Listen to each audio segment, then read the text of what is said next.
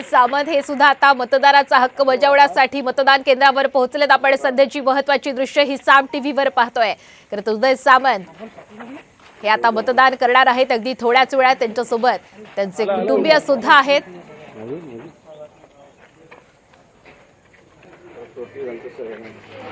तर आज लोकसभा निवडणुकीच्या तिसऱ्या टप्प्यासाठी संपूर्ण देशात मतदान प्रक्रिया ही पार पडते आणि सकाळच्याच वेळेमध्ये आपण पाहतोय महत्त्वाचे नेते मंत्री हे मतदान करण्यासाठी बाहेर पडतात। आणि आत्ताच्या घडीची सर्वात मोठी आणि महत्त्वाची दृश्य आहेत रत्नागिरीतून। रत्नागिरीमध्ये आता उदय सामंत उद्योगमंत्री उदय सामंत हे आपल्या मतदाराचा हक्क बजावत असल्याचं पाहायला मिळत आहे। रत्नागिरी सिंधुदुर्गच्या लोकसभा जागेवरून खरं तर शिंदे गट आणि भाजपमध्ये बरीच रस्सीखेच झाल्याचं पाहायला मिळालं होतं। उद्योगमंत्री उदय सामंत यांचे बंधू किरण सामंत हे आग्रही होते, मात्र ही जागा अखेर भाजपच्याच वाट्याला आली आणि नारायण राणे या मतदारसंघातून आता महायुतीचे अधिकृत उमेदवार असणार आहेत।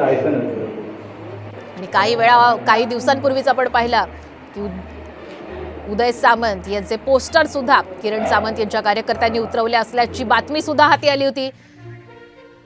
आणि आता ही थेट आपण लढत पाहतोय रत्नागिरी सिंधुदुर्गची, जिकडे भाजपचे नारायण राणे महायुतीचे उमेदवार तर दुसरीकडे ठाकरे गटाचे विनायक राऊत यांच्यामध्ये आता ही थेट लढत पाहायला मिळते। आणि एकीकडे दृश्य पाहतोय उदय सामंत रत्नागिरीमध्ये आपला आता मतदाराचा हक्क बजावत आहे।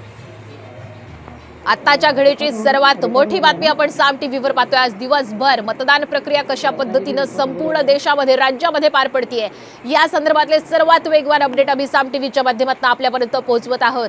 आणि रत्नागिरीतली ही थेट दृश्य आहेत। उद्योगमंत्री उदय सामंत हे मतदाराचा आता हक्क बजावत आहेत।